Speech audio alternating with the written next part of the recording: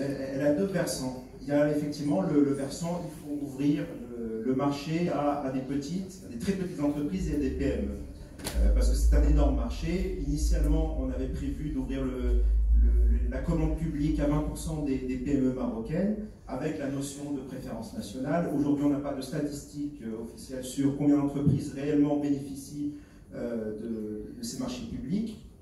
Et puis il y avait un problème inhérent qui était de dire la PME c'est quoi concrètement sur un marché public? Est-ce qu'on la définit par rapport à un chiffre d'affaires? Est-ce qu'on la définit par rapport au nombre de personnes qui travaillent? Voilà, il y a différentes façons de définir une PME, ce qui n'a à mon avis pas été fait au démarrage.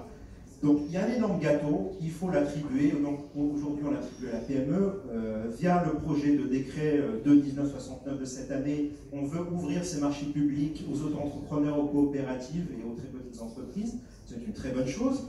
Et à côté de ça, il y a une réglementation qui est imposée par le ministère de l'Intérieur, qui est celui de la classification, notamment dans le cadre pour le secteur du BTP, où on dit par exemple qu'une entreprise qui fait par exemple 15 millions de dirhams de chiffre d'affaires, qui doit avoir 3 millions de capital social et une masse salariale de 15% de son chiffre d'affaires minimum pour pouvoir concourir à un marché public, évidemment ça limite drastiquement. Effectivement, si je prends un secteur en particulier issu de la construction et que j'applique ces critères, je me retrouve avec uniquement 36% d'entreprises éligibles.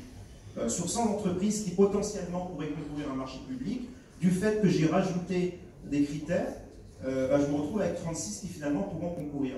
Alors évidemment, je comprends la logique, parce que c'est bien de vouloir élargir les marchés publics à des très petites entreprises, mais il faut aussi que par la suite, ces entreprises puissent réaliser l'objet même du marché public. Il faut qu'elles aient les reins suffisamment solides, des fonds propres suffisants, une masse salariale, enfin, c'est-à-dire des gens qui travaillent suffisants, des ingénieurs suffisants pour pouvoir réaliser les chantiers en question. Et donc, c'est un équilibre qui est difficile à trouver entre, on veut ouvrir, on veut donner un maximum de marché à des très petites entreprises, et en même temps, on veut s'assurer qu'elles puissent respecter le cahier des charges.